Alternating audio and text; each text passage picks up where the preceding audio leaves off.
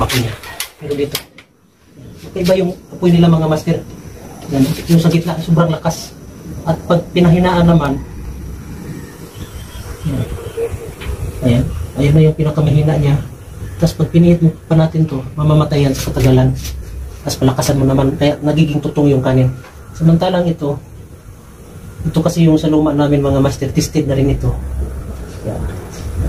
Ganda ng apoy niya, oh. Yan. Samantalang itong isa, oh, namatay na.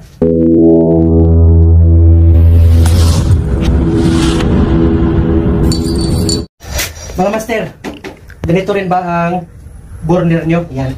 Nabili namin to online. Problema nito mga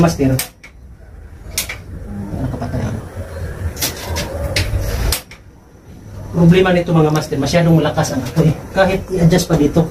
Yan. Tapos, yung pinakamahina niya, sobrang ayan, malakas pa rin. Pag pinihit mo pa yan, mamamatay na yan. Yan. Kaya, laging tutong ang kanin namin, oh, namatay na siya. Yan. Yan. Kailangan malakas talaga. So, magiging tutong ang kanin. Pero may pumunta dito mga master na pinsan ko, mas maganda daw yung itong burner doon sa yung stainless na burner din ganito. Itong luma. Yan. Tinapon ko na ito mga master. Pero pinulot ko doon na wala na yung isa. Yan. Buti di nakita sa magbabakal. Yan. Tatanggalin natin ito mga master. Walang cut ang video mga master ha. Para makita nyo talaga. Ito yung ipapalit natin. Yan. Papalitan natin yung bago doon. Yan. Pati itong ganito rin. Yan.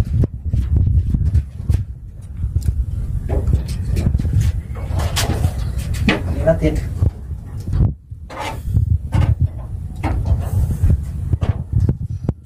Ito yung kan. Kita nyo. Ayaw, pag-i-flat. Hindi natin nakaas. Ito yung tatanggalin mga master. Kung ganito yung burner nyo mga master, gayahin nyo lang kung anong ginawa ko. Yung may mga luma naman sa junk shop, mabibili na ganyan na tinapon din, pwede nyo bilhin. So, ito yung sa bago. Yan, magkaiba yung butas nila mga master. Ito yung sa bago. Yan, maliit ang butas dito. Ito sa luma malaki. Yan, baliktad. Magkabaliktad sila mga master. So, ito yung ipapalit natin. Pati itong ganito, palitan natin na sa yung ano ko. Yan. Palitan natin ito. Kasi sabi ng pinsan ko, talagang pareho lang yung sukat. Ayan, palitan ko rin lahat. Ito yung sa luma. Yan, kinalawang ng mga master. Ito na yung bago. Kapit natin to.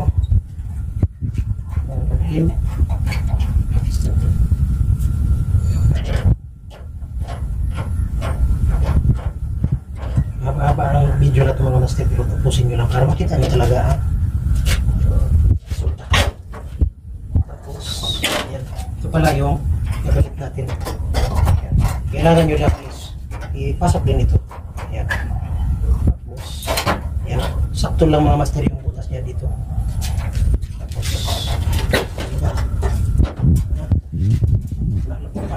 Ipihit. Yun. Ito na yung luma.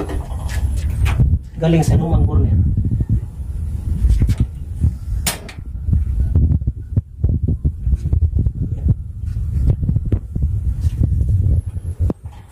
Tingnan nyo mga master. Ulitin natin. Ayan. Hindi pa masyado yung apoy niya.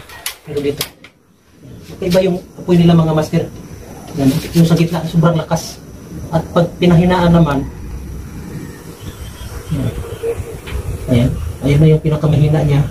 Tapos pag pinihit mo pa natin to, mamamatay yan sa katagalan. Tapos palakasan mo naman, kaya nagiging tutong yung kanin.